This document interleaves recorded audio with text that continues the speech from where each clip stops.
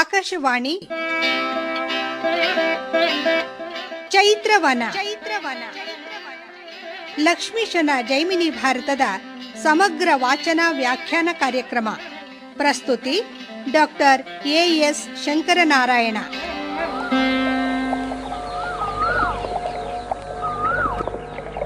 ಪ್ರಿಯ ಕೇಳಿದರೆ, ನಿಮಗೆಲ್ಲರಿಗೂ ನಮಸ್ಕಾರಗಳು ಹಾಗೂ ಚೈತ್ರವನ ಕಾರ್ಯಕ್ರಮಕ್ಕೆ ಆತ್ಮೀಯವಾದ ಸ್ವಾಗತ. ಇಂದಿನ ಚೈತ್ರವನ ಕಾರ್ಯಕ್ರಮದಲ್ಲಿ 24ನೆಯ ಸಂಧಿಯ ಕೆಲ ಪದ್ಯಗಳ ವಾಚನ ಹಾಗೂ ವ್ಯಾಖ್ಯಾನವನ್ನು ಕೇಳಲಿದ್ದೀರಿ. ವಾಚನ ಮಾಡಲಿದ್ದಾರೆ ಶ್ರೀಮತಿ ಉಮಾ ಭಟ್, ವ್ಯಾಖ್ಯಾನ ಮಾಡಲಿದ್ದಾರೆ ಶ್ರೀ ರಾಮಸುಬ್ರಾಯ ಶೇಠ್.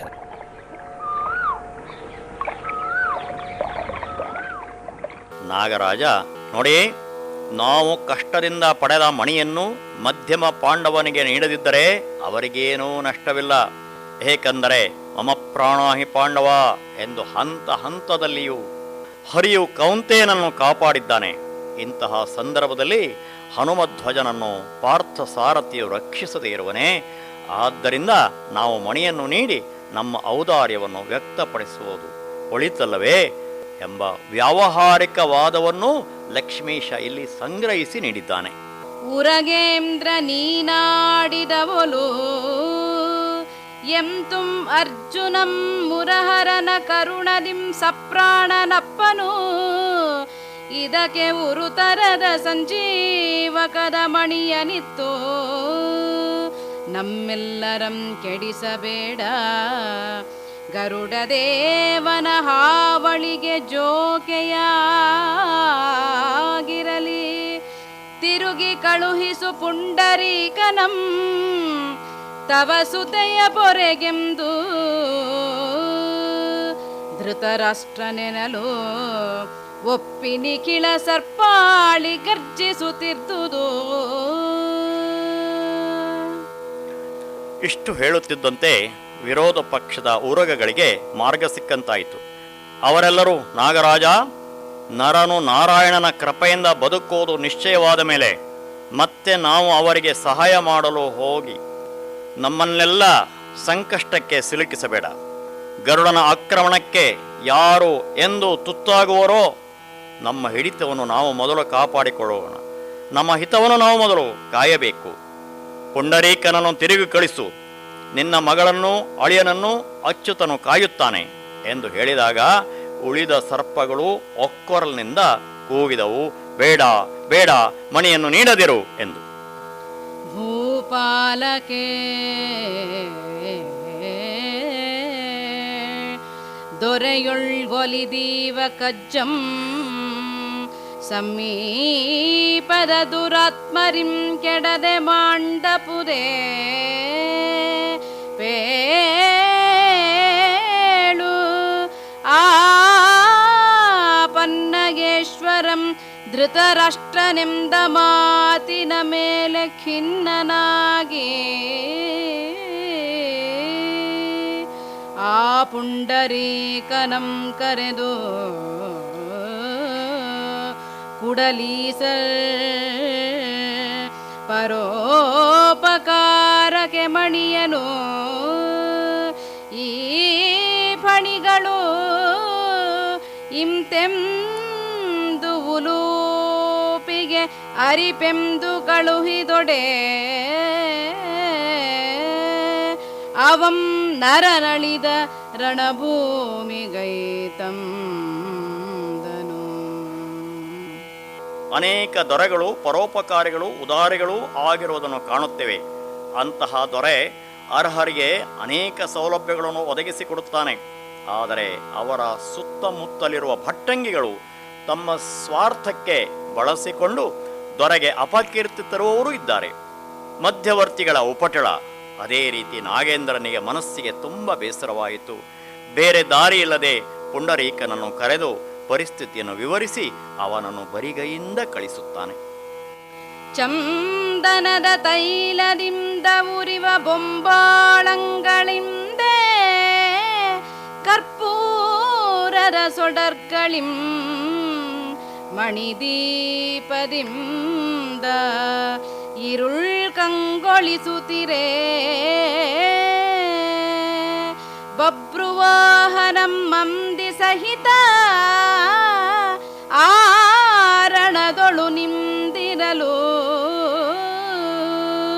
ಉಲೂಪಿ ಚಿತ್ರಾಂಗದೆಯರು ಅಮರೇಂದ್ರ ನಂದನನ ಬಳಿಯ ಸಂಜೀವಕದ ರತ್ನಮಂ ದಂದಶೂಕೇಶ್ವರಂ ಕುಡುವೆನೆಂಬಾಸೆಯಿಂ ಪಂಬಲಿಸುತ್ತಿದ್ದರು.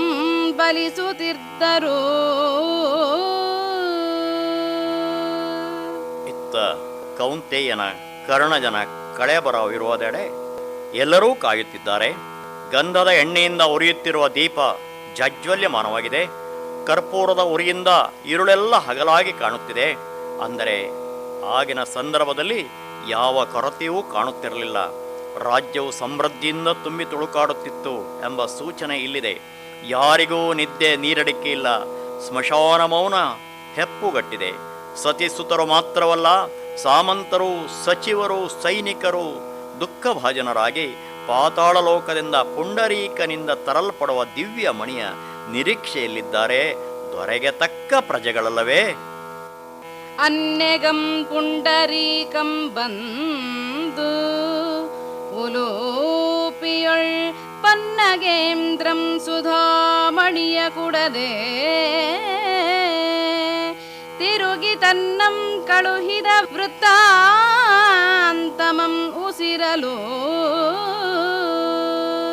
ಅದಂ ಚಿತ್ರಾಂಗದೆಗೆ ಸೂಚಿಸೆ ಇನ್ನು ವೈಧವ್ಯದಿಂ ದೊಡಲ ಪೊರೆಯನೆಂದು ನನ್ನಿಂ ದಗ್ನಿ ಪ್ರವೇಶಮಂ ನಿಶ್ಚೈ ಪಂಗಳಂ ನೋಡಿ ಕೋಪದಿಂದ ಆ ಬಭ್ರುವಾಹನಂ ನಿಜ ಮಾತೆಗಿಂತೆಂದನು. ನಾಗೇಂದ್ರನ ನುಡಿಯಿಂದ ನಿರಾಶನಾದ ಪುಂಡರೀಕ ಬೇಸರದಿಂದ ಉಲೂಪಿಯ ಬಳಿಗೆ ಬಂದು ನಡೆದ ವಿಚಾರವನ್ನರಹಲು ಆಕೆ ಅತೀವ ದುಃಖದಿಂದ ಚಿತ್ರಾಂಗದೆಗೆ ಈ ಸ್ಫೋಟಕ ಸುದ್ದಿಯನ್ನು ತಿಳಿಸಲು ಚಿತ್ರಾಂಗದೆಗೆ ಎದೆಯೊಡೆದಂತಾಗುತ್ತದೆ. ಇನ್ನು ಪ್ರಾಣಕಾಂತನ ಪ್ರಾಣ ಮರಳಿ ಬರುವುದಿಲ್ಲವೆಂಬ ದಿಟವರಿತ ಚಿತ್ರಾಂಗದೆ ವೈಧವ್ಯದ ಬೇಗೆಯಲ್ಲಿ ಬೇಯುವುದಿಲ್ಲವೆಂದು ಅಗ್ನಿ ಪ್ರವೇಶಕ್ಕೆ ಸಿದ್ಧತೆ ಮಾಡತೊಡಗಿದಳು.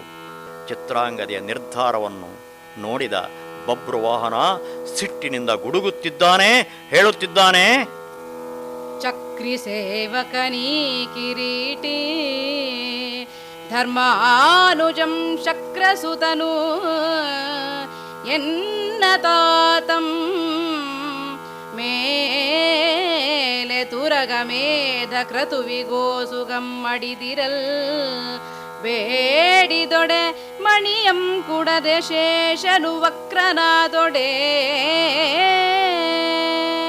ವಾಸುಕಿ ಪ್ರಮುಖ ಫಣಿಗಳನತಿಕ್ರಮಿಸಿ ತದ್ರತ್ನಮಂ ಕೊಂಡು ಬಹೆನು ಎನ್ನ ವಿಕ್ರಮಂ ಈಗ ನೋಡೆನುತ ಎದ್ದು ಕರೆಸಿದಂ ಪಾರ್ಥಿ ನಿಜ ಸೈನಿಕವನು. ತ್ರೈಲೋಕ್ಯ ವೀರನ ಮಗನಲ್ಲವೇ ಆತ ಹೇಳುತ್ತಿದ್ದಾನೆ. ಚಕ್ರಧರನ ಚರಣದಾಸನಾದ ಧರ್ಮಾತ್ಮನಾದ ಧರ್ಮರಾಯನ ತಮ್ಮನಾದ ದೇವತೆಗಳಿಗೊಡೆಯನಾದ ಇಂದ್ರನ ಪುತ್ರನಾದ ಪಾಂಡು ಸುತನು ಯಜ್ಞಾಶ್ವಕ್ಕಾಗಿ ಮೃತಪಟ್ಟಿದ್ದಾನೆ. ಅಂಥವನನ್ನು ಬದುಕಿಸಲು ಮಣಿಯನ್ನು ಬೇಡಿದರೆ ನೀಡದ ನಾಗ ದೇವತೆಗಳನ್ನೆಲ್ಲ ನಾಶಗೈಯುತ್ತೇನೆ. ಪಾರ್ಥಸುತನ ಪರಾಕ್ರಮವನ್ನು ಪನ್ನಗೇಂದ್ರನಿಗೆ ಪರಿಚಯಿಸುತ್ತೇನೆ. ಪಾತಾಳ ಲೋಕವನ್ನೇ ಧೂಳಿಪಟಮಾಗಿ ಮಾಡುತ್ತೇನೆ. ಸೇನೆ ಸಿದ್ಧವಾಗಲಿ ಎಂದು ರಾಜಾಜ್ಞೆ ನೀಡಿದ. ನಿಜವಾಗಿಯೂ ಪೌರುಷದಲ್ಲಿ, ಪರಾಕ್ರಮದಲ್ಲಿ, ಧೃತಿಯಲ್ಲಿ, ಬಿಲ್ವಿದ್ಯಾ ಪ್ರವೀಣತೆಯಲ್ಲಿ ಪಾರ್ಥಸುತ ರೇರುವರನ್ನು ಮೀರಿಸುವವರು ಪ್ರಪಂಚದಲ್ಲಿ ಇನ್ನಾರಿದ್ದಾರೆ? ಫಣಿಕುಲವನಾಕ್ರಮಿಸಿಕೊಂಡು ಬಹೆನು ಆ ಮಹಾಮಣೆಯನಲ್ಲಹುದೆಂದೊಡೆ ಅಜ ಹರಿ ಪಿನಾಕಿಗಳ ಪಣಿಯಕ್ಕರಂಗಳಂ ತೊಡೆವೆನು ಒರೆಸುವೆನು ಅಷ್ಟ ದಿಕ್ಪಾಲರಾಯುಗಳನ್ನು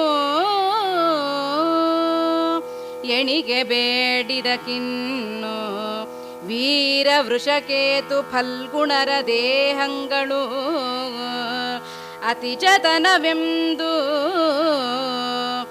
ಆಪ್ತರ್ಗೆ ರಣದ ಸುಯ್ದಾನಮಂ ಪೇಳ್ದು ನಿಜ ಬಲ ಸಹಿತ ಪಾರ್ಥ ಸುತನು ಅನುವಾದನು. ಮಣಿಪುರದರಸನಿಗೆ ಮಣಿ ದೊರೆತಿಲ್ಲವೆಂಬ ಕ್ರೋಧ ಒಂದೆಡೆ, ಪಿತನ ಹತ್ಯೆಗೆ ಕಾರಣನಾದನೆಂಬ ಪಾಪ ಪ್ರಜ್ಞೆ ಇನ್ನೊಂದೆಡೆ, ಪಿತನೊಂದಿಗೆ ಮಾತೆಯನ್ನೂ ಕಳೆದುಕೊಳ್ಳುವ ಭೀತಿಯೊಂದೆಡೆ, ಮತ್ತೆ ಹೆತ್ತ ಮಾತೆಗಿಂತ ಹೆಚ್ಚಾಗಿ ಮಮತೆಯಿಂದ ಮಾರ್ಗದರ್ಶನ ನೀಡಿದ ಸಾಕಿ ಸಲಹಿದ ಉಲೂಚಿಯನ್ನು ಅಗ್ನಿಗಾಹುತಿಯಾಗುವ ಕಠೋರ ದುರಂತ ಒಂದೆಡೆ, ಕೌಂತೆಯನ ಕುಮಾರನನ್ನು ಕಾಲರುದ್ರನನ್ನಾಗಿ ಮಾಡಿ ವೀರ ಪಣದಿಂದ ಹರಿಹರ ಬ್ರಹ್ಮಾದಿ ತ್ರಿಮೂರ್ತಿಗಳು ಒಂದಾಗಿ ಬಂದರೂ ಅವರನ್ನು ಎದುರಿಸುತ್ತೇನೆ, ಅಷ್ಟದಿಕ್ಪಾಲಕರಿಗೂ ದಿಕ್ಕು ತಪ್ಪುವಂತೆ ಮಾಡುತ್ತೇನೆ. ಆದರೆ ನಿಮ್ಮ ಕರ್ತವ್ಯವೆಂದರೆ ವೀರ ವೃಷಕೇತು ಮತ್ತು ಮಹಾಪರಾಕ್ರಮಿ ಪಾರ್ಥನ ದೇಹಗಳನ್ನು ಅತ್ಯಂತ ಜಾಗರೂಕತೆಯಿಂದ ಕಾಯಬೇಕು, ರಕ್ಷಿಸಬೇಕು ಎಂದು ತನಗೆ ಅತ್ಯಂತ ನಂಬಿಕೆಯುಳ್ಳ ಸೇವಕರಿಗೆ ಆಜ್ಞೆ ನೀಡಿದ ಯುದ್ಧಕ್ಕೆ ಸಿದ್ಧರಾಗಿರೆಂದು. ಏರಿಸಿ ಮಹಾಧನುವನು ಅಶನಿ ಬಾಣವನೆಚ್ಚುಡೋರುಗಳೆದು ಅವನಿಯಂ ಸಪ್ತ ಪಾತಾಳಕ್ಕೆ ತೋರಿಸಿದನೊಂದು ಪೆರ್ಬಟ್ಟೆಯಂ. ನಡೆದನಾರ್ಜುನಿ ತನ್ನ ಸೇನೆ ಸಹಿತ ಮೀರಿದ ಶರಾವಳಿಯ ಘಾತಿಯಂ ತವೆ ತಾಳಲಾರದೆ ಸಕಲ ಭೋಗಿತತಿ ಬಂದು ಅನಂತಂಗೆ ದೂರಲ್ಕೆ ಧೃತರಾಷ್ಟ್ರನಂ ಬೈದು ಫಣಿಗಳಂ ಕಾಳೆಗಕ್ಕೆ ಬೀಳ್ಕೊಟ್ಟನು. ಅಸಾಧ್ಯವನ್ನೇ ಅರಿಯದ ಅರ್ಜುನನ ಸುತ ಮಹಾಸೇನೆಯೊಂದಿಗೆ ಮಹಾಶಸ್ತ್ರಾಸ್ತ್ರಗಳೊಂದಿಗೆ ಅತಳ ವಿತಳ ಸುತಳ ಮುಂತಾದ ಪಾತಾಳ ಲೋಕಕ್ಕೆ ದಾಳಿಯಿಟ್ಟ ಆತನ ಆಕ್ರಮಣಕ್ಕೆ ತತ್ತರಿಸಿದ ಸರ್ಪಗಳು ಆದಿಶೇಷನಲ್ಲಿ ಧಾವಿಸಿದಾಗ ಆತ ಹೇಳುತ್ತಿದ್ದಾನೆ, ಇಷ್ಟಕ್ಕೆಲ್ಲ ಕಾರಣನಾದ ದುಷ್ಟ ಧೃತರಾಷ್ಟ್ರನನ್ನು ಶಪಿಸುತ್ತಾ ನೀವು ಮಾಡಿದ ಕರ್ಮವನ್ನು ಅನುಭವಿಸಿ ಬೇರೆ ಮಾರ್ಗವಿಲ್ಲ, ಈಗ ಯುದ್ಧಕ್ಕೆ ಸನ್ನದ್ಧರಾಗಿ ನಡೆಯಿರಿ ಎಂದು ಆಜ್ಞಾಪಿಸಿದ. ನಾಗರಥವಾಜಿಗಳ ಕಾಲಾಳ ಕೈದುಗಳ ನಾಗದಳಂ 5 ಯೋಜನದ ಗಲದಿಂದೆ ನಾನಾಗತಿಯೊಳ್ ಐತಂದುದು ಅರ್ಜುನಿಯ ಸೈನಿಕದ ಮೇಲೆ ಸನ್ನಾಹದಿಂದೆ ಐತಂದುದು ತಾಗಿದುದು ಸರ್ಪಾವಳಿ ತಮಗೆ ವಾಸಿ ಮುಂತಾಗಿ ವದನದ ವಿಷಜ್ವಾಲೆ ಮಿಗೆಡಾವರಿಸಿತು. ಗಿರಿಶ ನಕ್ಷಿಯಿಂ ಪೊರಮಡುವ ದಳ್ಳುರಿಯ ದಾಳಿಯು ಪರಬಲದೊಳು. ಕವಿಯ ಕಲ್ಪನೆಯಂತೆ ಸರ್ಪ ಸಾಮ್ರಾಜ್ಯದ ಸೈನಿಕರು ಬೇರೆ ಬೇರೆ ಯುದ್ಧ ಕೌಶಲ್ಯಗಳನ್ನು ಹೊಂದಿದ್ದರೆಂದು ಅವರೆಲ್ಲ ಬಬ್ರುವಾಹನನ ಸೈನ್ಯದ ಜೊತೆ ಹೋರಾಟವನ್ನು ಪ್ರಾರಂಭಿಸಿದರೆಂದು ವರ್ಣಿಸುತ್ತಿದ್ದಂತೆ ಒಂದೆರಡಲ್ಲ 5 ಯೋಜನೆಗಳವರೆಗೆ ನಾಗಸೇನೆ ಹರಡಿಕೊಂಡು ಮಣಿಪುರದ ಸೈನ್ಯವನ್ನು ಎದುರಿಸುತ್ತಿತ್ತು. ಹರನ ಉರಿಗಣ್ಣಿನಿಂದ ಹೊರಡುವ ಬೆಂಕಿಯ ಜ್ವಾಲೆಯಂತೆ ಸರ್ಪಗಳು ವಿಷಜ್ವಾಲೆಗಳನ್ನು ಉಗುಳತೊಡಗಿದವು. ಸಂಗ್ರಾಮ ಘೋರವಾಗಿ ಪ್ರಾರಂಭವಾಯಿತು ಎಂದು ವರ್ಣಿಸುತ್ತಿದ್ದಾನೆ.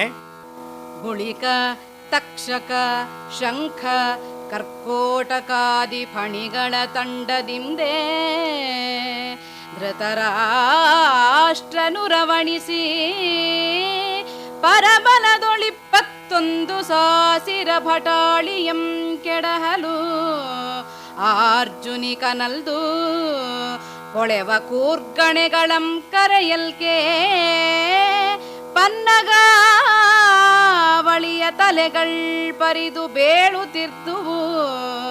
ಮಹಾಪ್ರಳಯದೊಳ್ ಗಗನದಿಂದ ಉದಿರ್ವಡುಗಳಂತೆ ತೊಳೆ ತೊಳೆ ಪಪೆಣೆ ವಡೆಗಳೊಡನೆ ಬೇಳುತ್ತಿರ್ದುವು.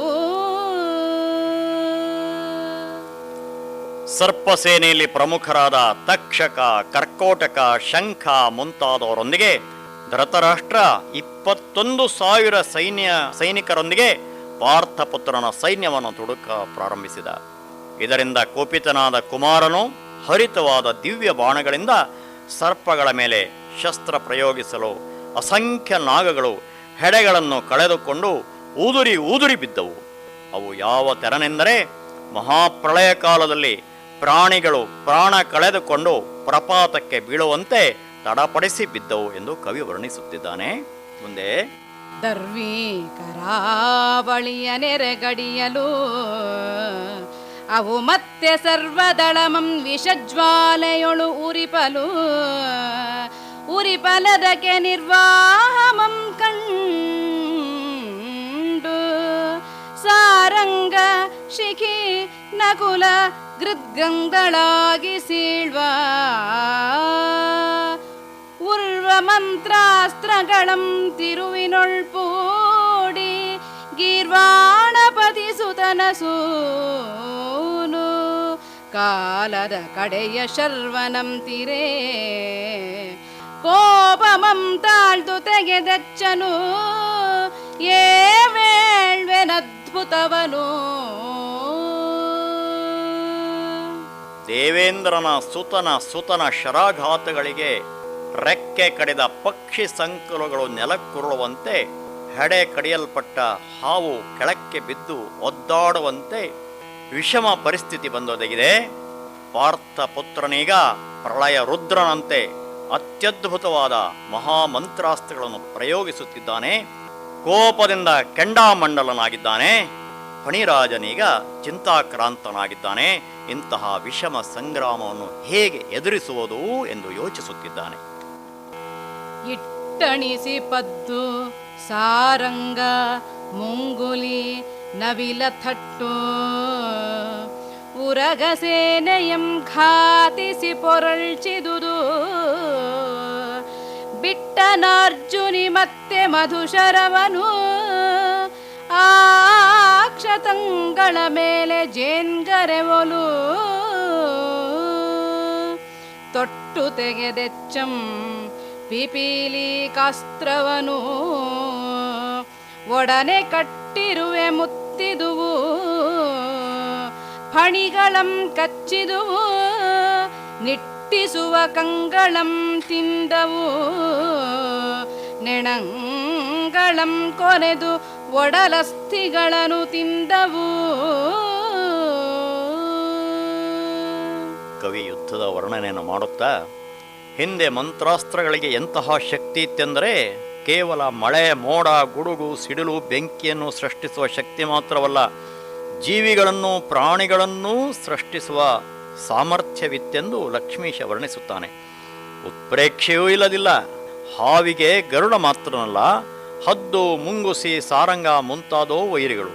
ಅವನ್ನೆಲ್ಲ ಮಂತ್ರಾಸ್ತ್ರಗಳಿಂದ ಸೃಷ್ಟಿ ಮಾಡಿ ಶತ್ರು ಸೇನೆಯ ನಾಶಕ್ಕೆ ಪ್ರಯೋಗಿಸಿದ್ದಾನೆ. ಅಲ್ಲದೆ ಜೇನುಹುಳುಗಳು ಅವುಗಳನ್ನು ಕಚ್ಚುತ್ತಿವೆ, ಬಿದ್ದಿರುವ ನಾಗಗಳನ್ನು ಕಟ್ಟಿರುವೆ ಮುಂತಾದವು ಮುತ್ತಿ ಕಡಿಯುತ್ತಿವೆ, ಕಣ್ಣುಗಳನ್ನು ಕುಕ್ಕುತ್ತಿವೆ ಎಂಬ ಭೀಭತ್ಸ್ಯದ ದೃಶ್ಯವನ್ನು ತೋರಿಸುತ್ತಿದ್ದಾನೆ. ಕೋಟೆಗೊಂಬುಗಳ ಪಳಮರದಂತೆ ತಿರುಳಿಲ್ಲದೋಟೆಗಳ ತಿಂತ್ರಿಣಿ ಫಲದಂತೆ ಕುಳಿಕ ಕರ್ಕೋಟಕಾದಿಗಳ್ ಒಡಲ್ಪೊಳ್ಳಾದುವು ಇರುಹೆಗಳ ಮುತ್ತಿಗೆಗೆ ಕಂಗೆಟ್ಟುವು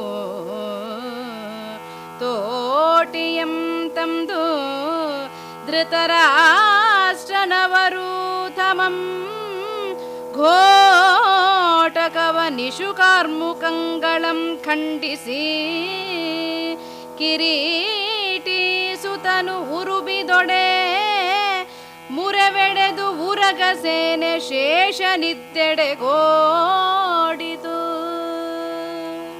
ಕೆಲವೊಮ್ಮೆ ಸತ್ತ ಹಾವು ಚೇಳುಗಳಿಗೆ ಇರುವೆ ಮುತ್ತಿದರೆ ಅವು ಹೇಗೆ ಮಾಂಸ ತಿಂದು ಪೋಲು ಮಾಡುತ್ತವೆಯೋ ಹಾಗೆ ಹಾವುಗಳ ಮಜ್ಜೆ ಮಾಂಸ ಇರುವೆಗಳ ಆಹಾರವಾಗಿ ಅವು ಒಣಗಿದ ಹಳೆಯ ಮರದಲ್ಲಿ ಹೇಗೆ ತಿರುಳು ಇಲ್ಲದೆ ಬರೀ ಓಡು ಕಾಣುತ್ತದೆಯೋ ಹಾಗೆ ಹಾವುಗಳ ಪರಿಸ್ಥಿತಿಯಾಗಿತ್ತು. ಹೀಗೆ ಕಾರ್ಕೋಟ, ಧೃತರಾಷ್ಟ್ರ ಮುಂತಾದ ನಾಗಗಳ ಮೇಲೆ ಸಮರ ಸಾರಿದಾಗ ಬೆಚ್ಚಿ ಬೆದರಿ ಓಡೋಡಿ ಬಂದು ಪನ್ನಗರಾಜನನ್ನು ಬೇಡಿಕೊಳ್ಳತೊಡಗಿದರು ಸರ್ಪಗಳ ಸಂಕುಲ. ಕೆಟ್ಟೋಡಿ ಬಂದು ಅಹಿಗಳ ಅರ್ಜುನಿಗೆ ರತ್ನವಂ ಕೊಟ್ಟುಳುಹಬೇಕೆಂದು ನಾಗರಾಜಂಗೆ ಮೊರೆಯಿಟ್ಟೊಡೆ ಆತಂಕನಲ್ದು ಏಕೆ ತಡೆದಿರಿ ಮೊದಲ್ ಮಂತ್ರಜ್ಞರು ಇಳೆಯ ನರರು ಕಟ್ಟುಗ್ರವಾಗಿದ್ದ ನಿಮ್ಮ ವಿಷ ಕಂಜಿರಿನ್ನೂ ಅಟ್ಟಿ ಸುಡದಿರನೀಗ ಪಾರ್ಥಿ ಪಾತಾಳಮಂ ನೆಟ್ಟನೆ ಸಮರ್ಥರ್ಗೆ ತನುವನೊಪ್ಪಿಸದೊಡೆ ಉಳಿವರೇ ಕೃಷರೆಂದನು. ನಾಗಗಳು ಹೇಗಾದರೂ ಅಪಾಯದಿಂದ ಪಾರಾಗಲು ನಾಗರಾಜನನ್ನು ವಿನಂತಿಸಿಕೊಳ್ಳುತ್ತಾ, ಪನ್ನಗೇಂದ್ರ, ಸರ್ಪಕುಲವು ಸರ್ವನಾಶವಾಗುವ ಸಮಯ ಸನ್ನಿಹಿತವಾಗಿದೆ. ಇನ್ನು ಆತನನ್ನು ಜಯಿಸುವುದಿರಲಿ, ನಮ್ಮ ಸಂತತಿಯನ್ನು ಉಳಿಸಿಕೊಳ್ಳುವುದೂ ಕಷ್ಟ. ಹಾಗಾಗಿ ಆತನನ್ನು ಕರೆದು ಮಣಿಯನ್ನು ನೀಡಿ ಈ ಹತ್ಯಾಕಾಂಡವನ್ನು ತಪ್ಪಿಸಿ ನಮ್ಮನ್ನು ಕಾಪಾಡಬೇಕೆಂದು ಕಾರ್ಕೋಟಕಾದಿ ಸರ್ಪಗಳು ಬೇಡಿಕೊಂಡವು. ಆಗ ನಾಗರಾಜನಿಗೆ ಸಿಟ್ಟು ನೆತ್ತಿಗೇರಿತು. ಅವಿವೇಕೆ ಮೂರ್ಖರೇ, ವಿವೇಚನೆಯಿಂದ ನಾನು ಹೇಳಿದ ಮಾತನ್ನು ತಿರಸ್ಕರಿಸಿ ಘೋರ ಅಪಾಯವನ್ನು ತಂದುಕೊಂಡಿರಿ. ನರಲೋಕದ ಕೆಲವು ವೀರರು ಮಂತ್ರಾಸ್ತ್ರ ಪ್ರವೀಣರು. ಚಿತ್ರಾಂಗದೆಯ ಪುತ್ರನು ತನ್ನ ಶರಾಘಾತದಿಂದ ನಾಗ ಸಂಕುಲವನ್ನೇ ನಾಶಗೈಯುತ್ತಾನೆ, ಅನುಭವಿಸಿರಿ ಎಂದು ಬುಸುಗುಡುತ್ತಾ ಹೇಳಿದಾಗ, ಸಾಗದಂತಿರಲಿ ಇನ್ನು ಪಾರ್ಥಿಯ ಶರಾಗ್ನಿಂ ಕಾಕೋದರಾಳಿ ಬೇಯದ ಮುನ್ನಂ ಅರ್ಜುನಿಗೆ ಬೇಕಾದ ವಸ್ತುವಂ ಕೊಟ್ಟು ಎಮ್ಮನು ಉಳುಹು ಎಂದು ಫಣಿಕುಲಂ ಬಾಯ ಬಿಡಲು ಲೋಕದೊಳ್ ದಾನ ಧರ್ಮೋಪಕಾರಗಳಿಗೆ ತಾಂ ಕುಡದೆ ಮಾಜಿಕೊಂಡಿದ್ದ ಲೋಭಿಯ ಧನಂ ಕಾಕಭಾಜನಮಪ್ಪುದು ಅಡವಿಯುಳ್ ಬಿದ್ದ ಪೆಣನಂ ತೆಂದನುರಗೇಂದ್ರನು. ಮತ್ತೆ ಸರ್ಪ ಸಂಕುಲವೆಲ್ಲ ಫಣಿರಾಜನನ್ನು ವಂದಿಸುತ್ತಾ, ಮಹಾಪ್ರಭೋ, ನಮ್ಮಿಂದ ಸರ್ವಾಪರಾಧವಾಯಿತು. ಈಗ ಸಮಯಗಳೆಯದೆ ಪಾರ್ಥಸುತೆಗೆ ಮಣಿಯನ್ನು ನೀಡಿ ಕಳಿಸು, ನಮ್ಮ ಸಂತಾನವನ್ನು ಸಂರಕ್ಷಿಸು ಎಂದು ಬೇಡಿಕೊಂಡಾಗ, ಯಾರೋ ದಾನ ಧರ್ಮಗಳಿಗೆ ಸತ್ಕಾರ್ಯಕ್ಕೆ ತನ್ನಲ್ಲಿರುವ ಧನ ಧಾನ್ಯಗಳನ್ನು ವಿನಿಯೋಗಿಸುವುದಿಲ್ಲವೋ ಅಂತಹ ಬಚ್ಚಿಟ್ಟುಕೊಂಡ ದ್ರವ್ಯಗಳು ಅಡವಿಯಲ್ಲಿ ಬಿದ್ದ ಹೆಣವು ಕಾಗೆಗಳ ಪಾಲಾಗುವಂತೆ ವ್ಯರ್ಥವಾಗುತ್ತವೆ ಎಂಬ ನೀತಿಯನ್ನು ಸತ್ಪಾತ್ರರಿಗೆ ದಾನ ಮಾಡಬೇಕೆಂಬ ಔದಾರ್ಯವನ್ನು ಕವಿ ನಾಗರಾಜನ ಮೂಲಕ ನಮಗೆ ಹೇಳುತ್ತಾನೆ. ಧರಣಿಧರ ನಮ್ಮ ದುರ್ನೀತಿಯಂ ನೋಡದೆ ಮುರಹರ ಪ್ರೀತಿಯಪ್ಪಂತೆ ಕೊಡು ರತ್ನಮಂ ನರಸುತಂಗೆ ಅರ್ಜುನಂ ಬದುಕಲೆಂದು ಅಹಿಗಳ ಶೇಷನಂ ಬೇಡಿಕೊಳ್ಳಲು ಹರಿಯ ಕಾರುಣ್ಯ ಸಂಜೀವನಂ ಪಾಂಡವರ್ಗೆ ಇರಲು ಅದೇ ಗೈದು ದಾವಿತ್ತ ಮಣಿ ದುಗ್ಧ ಸಾಗರಕ್ಕೆ ಅಜಕ್ಷೀರಮಂ ಬೆರೆಸಿದ ಉಪಕಾರ ಮಹುದೆಂದು ಮತ್ತಿಂತೆಂದನು. ಮತ್ತೆ ನಾಗ ಸಂಕುಲಗಳು ನಾಗೇಂದ್ರನನ್ನು ವಿನಂತಿಸಿಕೊಳ್ಳುತ್ತವೆ, ಮಹಾರಾಜ, ನಮ್ಮ ದುರುದ್ದೇಶ ದುರ್ಗುಣಗಳನ್ನು ಹೊಟ್ಟೆಗೆ ಹಾಕಿತು. ಅರಿಯದ ಉರಗರು ಮಾಡಿದ ಈ ಅನಾಹುತಕ್ಕೆ ನಮ್ಮನ್ನು ಕ್ಷಮಿಸು. ನಮ್ಮ ಸಂಕುಲ ಅಳುವಿನ ಅಂಚಿಗೆ ಬಂದಿದೆ. ಹಾಗಾಗಿ ಮುರಾರಿಯಾದ ಶ್ರೀಕೃಷ್ಣ ಪರಮಾತ್ಮನಿಗೆ ಮೆಚ್ಚುಗೆಯಾಗುವಂತೆ ದಿವ್ಯ ಮಣಿಯನ್ನು ನೀಡು, ನಮ್ಮನ್ನು ರಕ್ಷಿಸು ಎಂದು ಒಂದೇ ಸವನೆ ರೋಧಿಸುತ್ತಿರುವಾಗ ನಾಗೇಂದ್ರನು ಹೇಳುತ್ತಾನೆ, ನಾಗನಾಗಿಣಿಯರೇ ಕೇಳಿ, ಹರಿಯ ಕರುಣಾ ಸಂಜೀವಿನಿಯ ಬೆಟ್ಟವೇ ಪಾಂಡವರ ಬಳಿ ಇರುವಾಗ ನಮ್ಮ ಬಳಿ ಇರುವ ಸಂಜೀವಕದ ಮಣಿಯ ಎಕ್ಕಶ್ಚಿತ.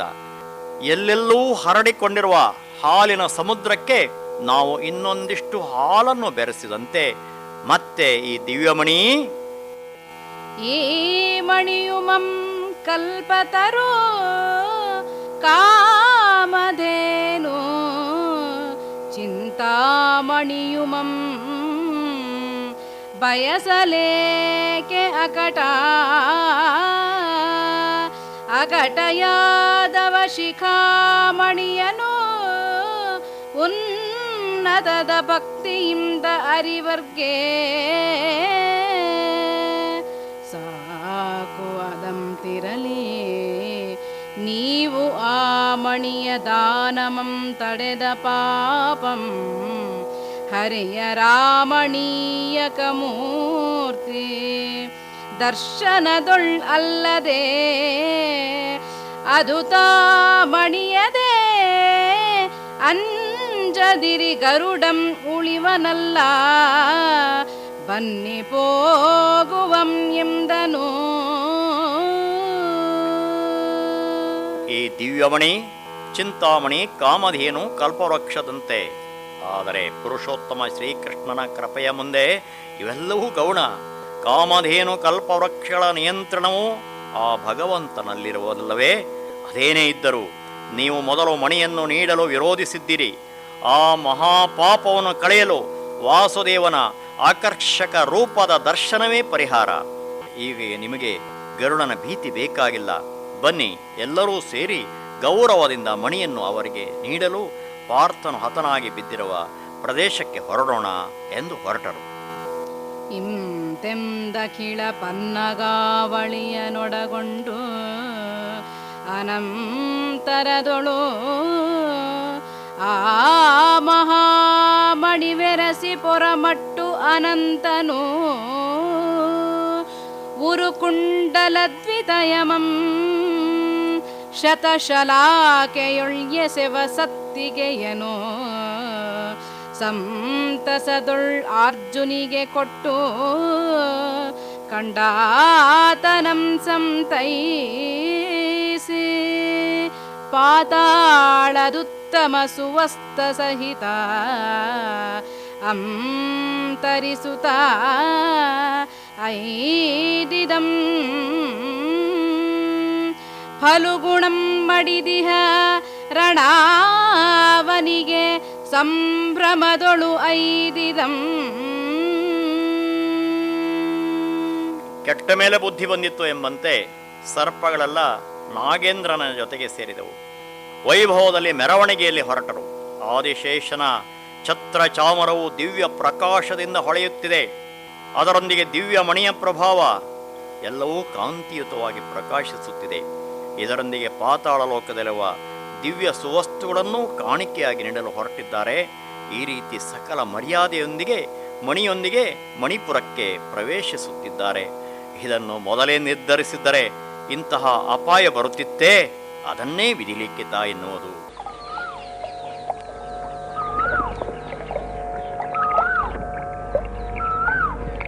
ಇದುವರೆಗೆ ಲಕ್ಷ್ಮೀಶನ ಜೈಮಿನಿ ಭಾರತದ 24ನೆಯ ಸಂಧಿಯ ಕೆಲ ಪದ್ಯಗಳ ವಾಚನ ಹಾಗೂ ವ್ಯಾಖ್ಯಾನವನ್ನು ಕೇಳಿದಿರಿ. ವಾಚನ ಮಾಡಿದವರು ಶ್ರೀಮತಿ ಉಮಾ ಭಟ್, ವ್ಯಾಖ್ಯಾನ ಮಾಡಿದವರು ಶ್ರೀ ರಾಮಸುಬ್ರಾಯ ಶೇಠ್. ಚೈತ್ರವನ ಕೇಳಿದ್ರಿ. ಕಾರ್ಯಕ್ರಮದ ಪ್ರಸ್ತುತಿ ಡಾಕ್ಟರ್ ಎಎಸ್ ಶಂಕರನಾರಾಯಣ. ನಿರ್ಮಾಣ ನೆರವು ಸಂಜೀವ ಆರ್ ನಾಮಣ್ಣವರ್. ಇದು ಇಂದಿನ ಚೈತ್ರವನ. ಈ ಕಾರ್ಯಕ್ರಮ ಆಕಾಶವಾಣಿ ಭದ್ರಾವತಿ ಕೇಂದ್ರದ ಕೊಡುಗೆ.